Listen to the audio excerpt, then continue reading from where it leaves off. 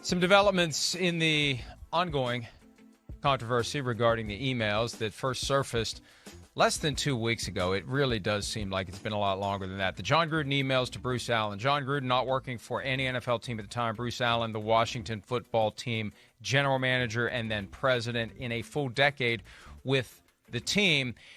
I have been trying to find out some more things because in a situation like this, Chris, here's what happens. The bomb goes off. Yeah. And we chase some of the most obvious fragments, the biggest pieces. But there's still plenty of stuff there that invites curiosity and follow-up. And look, the NFL would like nothing more than this, for this to all die down and go away. They don't want us talking about this. They want us talking about the games because I believe somewhere, somehow, they're hiding something that is going to cause even more problems than have already been caused. They want to close the book on this, and they want us to shut up. Well, I'm not going to. I'm going to keep asking questions about it. And to their credit, I'm asking pointed questions, and they gave me pointed answers yesterday. And there was a question that I've been asking, and now sometimes I have to ask it a few times before I get an answer. That's part of the way to, get me to kind of forget about it and leave them alone. I'll ask the question. I've said this before. I ask the question, and I don't get an answer. So I have to remember, you know what? I asked the question, I didn't answer. I'm going to ask it again. And then I don't get an answer. And I have to remember a third time. And usually the third time gets something, either no comment or an actual answer. So I asked two questions on Monday. One, where did these 650,000 emails come from? What are they? Right. How were they selected?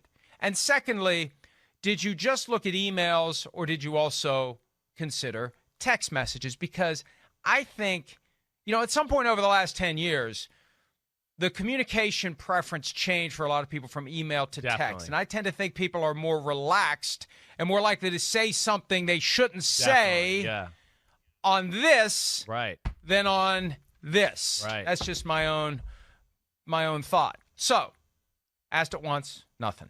Had to remember, follow anything, nothing. So finally, third time was a charm. The 650,000 emails, the NFL told me yesterday, and this wasn't like the AP story from Friday night where an unnamed source says there's nothing else in the emails like what John Gruden sent. Well, put your name on it. Well, in this case, at least they did. Brian McCarthy, NFL spokesman, told me two things. One, and we'll start with this. The 650,000 emails, according to the NFL, and I'm not vouching for this. I can't prove it or disprove it without access to the documents. Right. The emails came from all of the emails sent to and from Bruce Allen during the period of time where they conducted the investigation, and they all were unrelated to the workplace culture investigation. So, setting aside that part, just think of it this way. Bruce Allen almost worked for a full decade. He worked 2 weeks past a full decade with the Washington football team. 650,000 emails sent to and from Bruce Allen through his team account. That works out. And I did the math. I checked it twice, checked it a third time just to be sure because me and math, not exactly on the best terms right now. 178 emails sent and received by Bruce Allen every day on average, 178 a day, every day for 10 years. And the cries of BS that I received from people in the league with teams were deafening. There's no way in hell these are 178 emails per day by Bruce Allen sent and received. I got no way to disprove it. Yeah, right. I'm just telling you what they told me on the record. If they hadn't attached a name to it, I wouldn't have used it. They attached a name to it. They're saying that this is what it is. If it isn't, the problem is we got no way to prove it because they're not going to release them. But it's just another one of these things that makes you look at the situation entirely and say something doesn't add up. Yeah, I hear you. Which should prompt people to keep pushing, not just let it all die down and go away. Well, I mean, I guess I'm surprised. I was surprised when I was just like, wait, these are just Bruce Allen emails? There's nobody else where Daniel Snyder, his emails, where are they at? I thought the investigation was more into him than to Bruce Allen. I know Bruce Allen was a part of it. Now this is the first time I'm hearing like the 178 per day. I don't know. Is that crazy? I'm just throwing that out there. I mean, not that, you're the GM of a football team. I'm sure he gets a lot of, I got to think I get at least 70, 80 emails a day. Now, I'm not responding to them. I don't have to with a lot of them. But for a guy in his position, I don't know. Is that crazy? Do you think it's that crazy, that high of a number when you're dealing with a whole organization? So they got people in the media department. You got people in the training room. You got, maybe coaches on your own staff. All the people in your building emailing you on a daily basis, let alone all the other people in the NFL office that might be emailing you, and then across the league. I don't know. Is that a crazy number? Am I wrong there? I don't know. Listen, I know my email box. Yeah. To me, it's not crazy. It's not crazy at all. It didn't sound crazy to me when I first heard it. But I'm telling you, it was a cacophony of voices that I know from around the NFL. Right, that just didn't saying something doesn't add up. Yeah. And I can't give you the name. Yeah. A text I got from a GM yesterday at 12:48 p.m. who was very skeptical about this. Today, I have received 18 emails and sent 2. That was at 12:48 p.m. yesterday. So 178 to some, to many, sounds like a stretch. But even then, here's the other thing that we can't lose sight of. The NFL has justified keeping all of this information secret, except for the stuff that got leaked somehow. The NFL, though, has justified keeping it all secret by saying, hey, this investigation involved sensitive issues and people who came forward to cooperate. Some of them, the current or former employees of the Washington football team, asked for confidentiality. And so we decided to give it to anyone and everyone in the organization and for the entire investigation, which frankly, there are ways to deal with, redacting names and protecting people who came forward. But assuming that that's a legitimate reason to keep everything secret, even though I don't think it is, assuming it is, they've admitted that the 650,000 emails sent to and from Bruce Allen over a 10-year period were unrelated to the workplace culture investigation. So to the extent that this is all secret because it's part of the workplace culture investigation, and you got 650,000 emails that you are saying were unrelated to it, your reason for keeping them secret disappears. And that is an obvious point of logic that I feel like I am standing alone in the wilderness making. How is no one else joining in that chorus of how ridiculous it is for the NFL? I'm crossing over into my grievance for today, by the way. Airing of grievances coming up, but here's a preview. How is no one else realizing how ridiculously insulting to the intelligence the argument is that we're not letting any of this stuff out because we got to protect the people who came forward as part of the investigation? Oh, we got these 650,000 emails. They have nothing to do with the investigation. We can't have those either. Well, yeah, I mean, and we've heard the emails of like the, women not fully clothed being a part of that. Wouldn't that have been part of the investigation? I mean, there's a lot of things here. It goes back to what we said day one. The whole thing seems fishy. Yeah, I don't know. I mean, right now it seems like pin the tail or pin the crime on the guy that's not on the team or in the league anymore. Let's just make it Bruce Allen and just add it to that. I mean, that's where it kind of seems right now. Right, you're right. Bruce Allen has skated on all of this from day one because he's not involved and he's never coming back. No, but there's others. So. And look, hey, John Gruden had it pinned on him and he didn't even work for the team. And I'm not trying to defend him, never have, never will. Don't get me wrong. My point is, though, it feels like it's broader than that.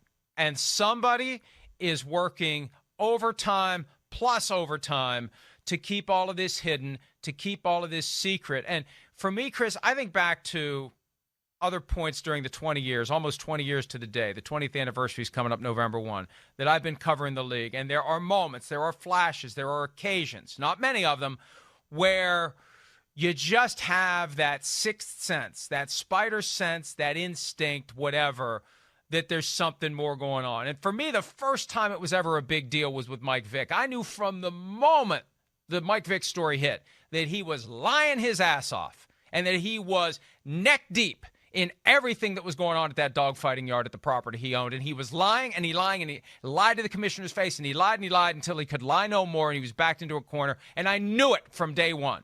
And with this one, now it's not as clear, but as you said, something's fishy. Another animal that's going to be thrust into the world of demeaning terms. It's fishy. What did fish ever do to be regarded as sketchy or worthy of suspicion? But I am suspicious. My instinct is shouting at me that there's something going on here. And I'll say this while we're in the ballpark.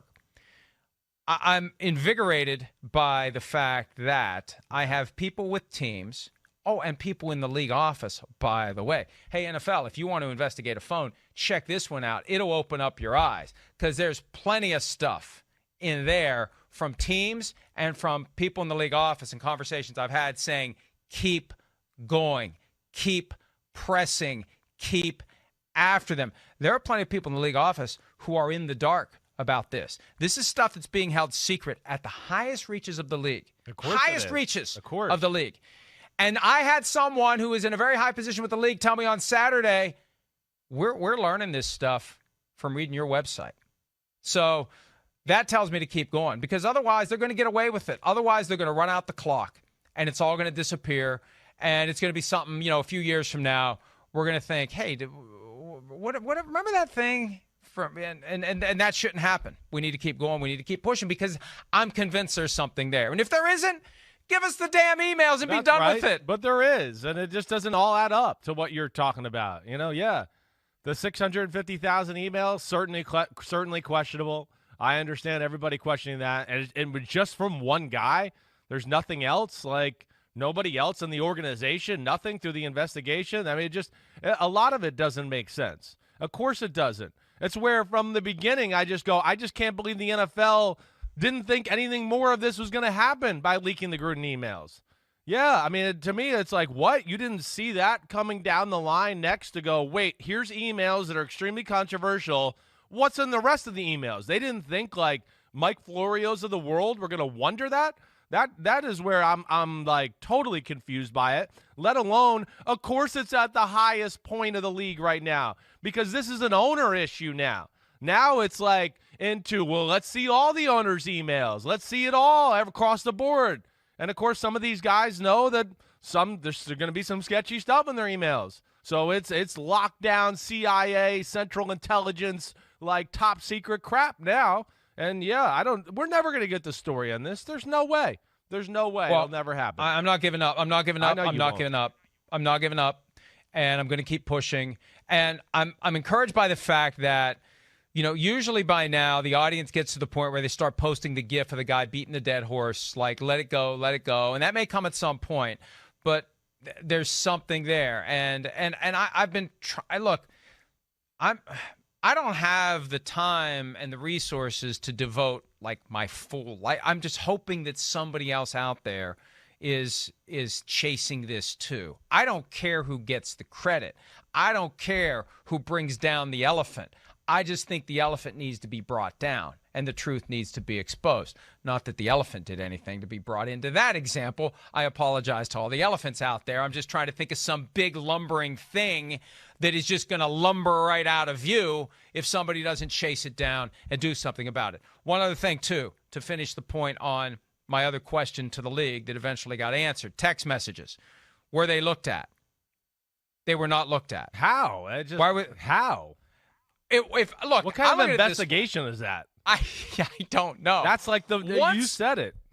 Go ahead. Once you see the kind of communications that were happening to and from Bruce Allen via email, how do you not go back and look at the trove of communications that is far more likely to contain the kinds of inappropriate comments that would justify taking serious action against all sorts of people? I think I've just answered my question, because some of those sorts of people have their fingers on the investigation in the league office, I believe. I don't know that yet, but I believe. And we've already had Jeff Pash implicated through his emails. Who was Bruce Allen texting? What do these texts say? And Chris, let's go back 7 years to Deflategate. ultimately, what was the smoking gun piece of evidence Definitely. that caused the defense of Tom Brady to collapse? Right. It was not emails. It was not testimony. It was text messages. The destroying of his phone on top of that. Right. I know. That to me, again, it just goes back to the old adage that the players are held to a stricter standard than the coaches and the owners a lot of times. And I don't understand that about the NFL. It should be the opposite. Not the coaches, not in this case. Well, not the in coach this got case. held to a high standard in this case. Yeah, it's one of the first times we've seen a coach really get screwed over this way. I mean, it's the first time ever. And, hey, and despite Gruden's wrongness and everything about what he said and all that, it is equally as wrong that he still got singled out and screwed over in this, and everybody else is getting off scot-free. It is. You can say what you want, whether you like John Gruden or not. That part of it is still BS that he was singled out that way. And we're just going to keep it real across the board. And, I don't know. But, yep, I know you'll keep pushing. You're a stubborn SOB, and that's what you do. Scotch-free, just like Chris's coffee every morning. Let's go ahead and take a break. Hi, I'm Mike Tirico, and thanks for watching. Make sure to hit subscribe for the latest news and highlights from NBC Sports.